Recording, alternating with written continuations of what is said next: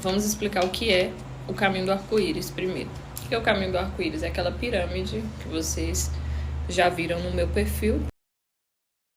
Por que arco-íris? Porque é baseado nas cores do arco-íris, seguindo toda aquela lógica dos chakras, dos arco-íris, dos 7, que todos nós provavelmente já ouvimos falar, né? Então, seguindo essa lógica, o vermelho está muito ligado à terra, está muito ligado à matéria, enquanto que o violeta aqui no topo está ligado ao sutil. Então, por isso que eu coloquei nessa ordem. Então, tudo que tem ali naquela imagem do caminho do arco-íris tem algum sentido, não tem nada ali que é por acaso, não coloquei as cores de qualquer jeito, não, aquilo ali tem um sentido. Qual que é o sentido? Na pirâmide, nós vemos que aqui no topo tem a cor violeta que vai descendo até chegar no vermelho, que é a parte da 3D, ou seja, a parte material. Aqui no início, aqui nessa imagem não tem, mas na imagem oficial, nós temos um brilho, uma estrela, um lampejo, uma luz, algo desse tipo assim, que significam as inspirações que vêm antes das decisões que tomamos. Então funciona assim. No nosso 3D, por isso que a setinha vem e desce, porque é um ciclo que se retroalimenta. Então o que acontece aqui na 3D serve também como meio de inspiração para que aceitemos novas ideias. Só que essas ideias, vamos dizer que você passou por uma situação e aceitou uma ideia. Essa ideia se torna uma decisão. Então, você toma uma decisão, que é o topo da pirâmide, o primeiro degrau da pirâmide. Logo após aceitar essa ideia e ela se tornar uma decisão, nós temos o segundo degrau da pirâmide, que são os nossos pensamentos. É o primeiro efeito imediato que geralmente as pessoas percebem quando elas aceitam uma ideia, quando elas tomam uma decisão. Então, o que acontece? Essa pessoa começa a ter pensamentos, e isso é algo involuntário. Por quê? Porque você tem controle disso aqui, ó, da decisão que você toma. E os pensamentos, necessariamente, eles virão. Por quê? Porque eles são efeitos, certo?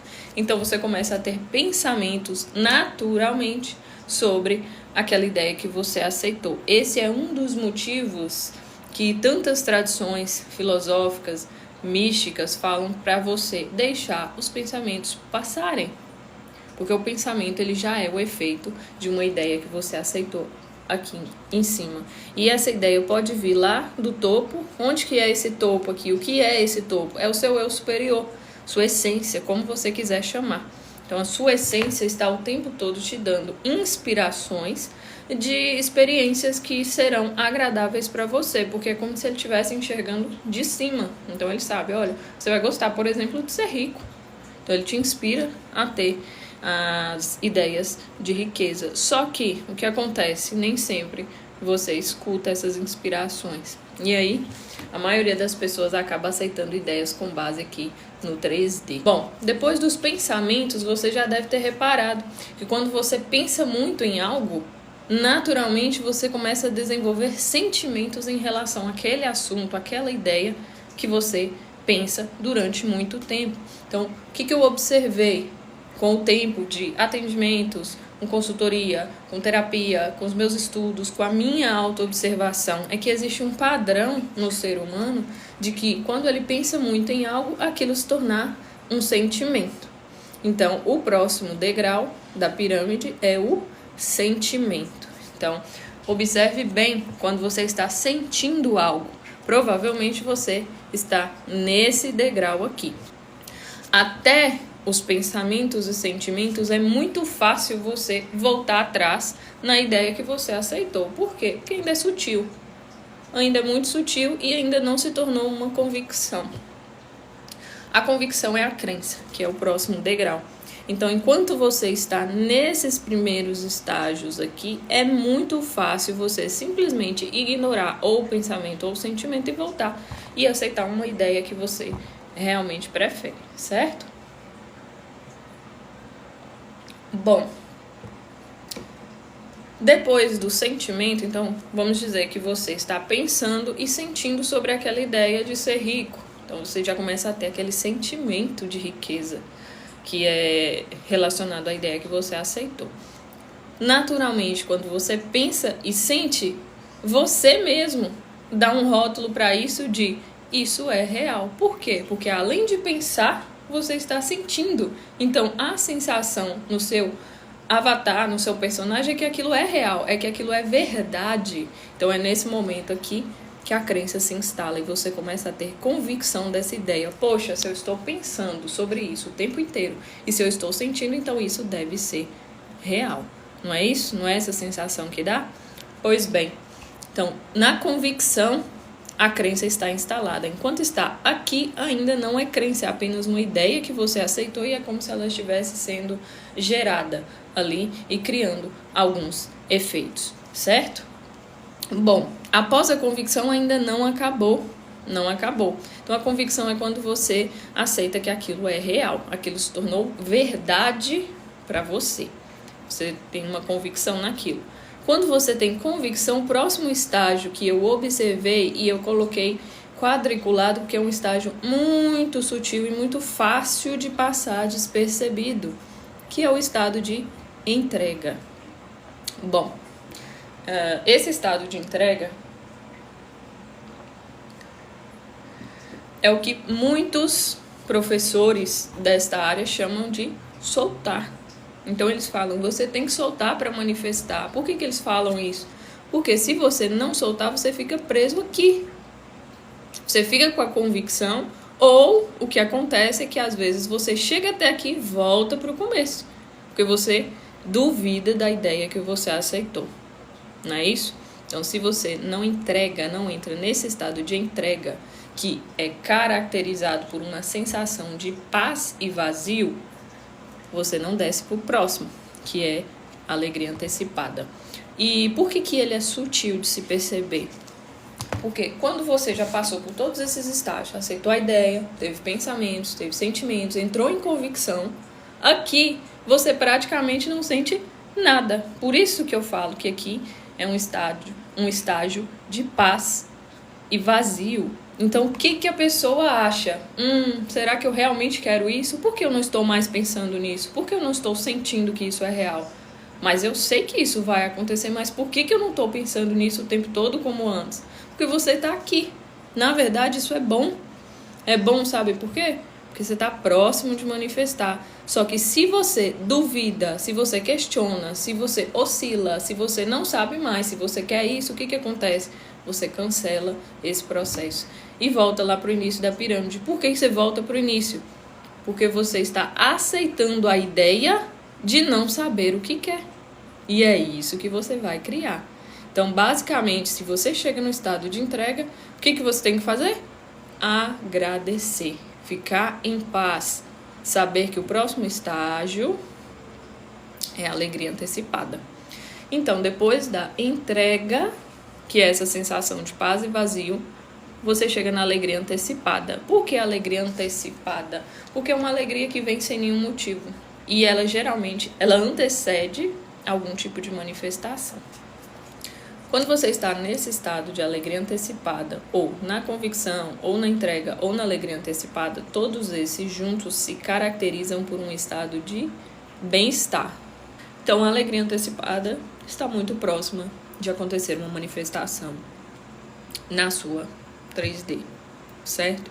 Então, observe bem, todas as vezes em que você está num estado de bem-estar, o que acontece é que geralmente você recebe boas notícias, você manifesta coisas que você não está nem lembrando. Por quê? Porque só de estar nesse estado de alegria, de entrega, de bem-estar, de paz, de vazio, naturalmente você está abrindo espaço para que as suas manifestações que você tomou a decisão lá no topo da pirâmide aconteçam. Então, esse estado de entrega, que é a paz e vazio, até a alegria antecipada, naturalmente ele faz parte de qualquer tipo de manifestação que você prefira, que seja que ressoe com você em um nível mais elevado, certo? Então é por isso que se diz muito sobre você entregar, você ter fé, você confiar no fluxo, de você não ficar ansioso, porque a ansiedade, ela traz uma sensação de que você não acredita naquilo que você decidiu. E naturalmente ele seguirá esses passos aqui, certo? Então, quando você manifesta algo, vamos supor, você manifestou uma casa.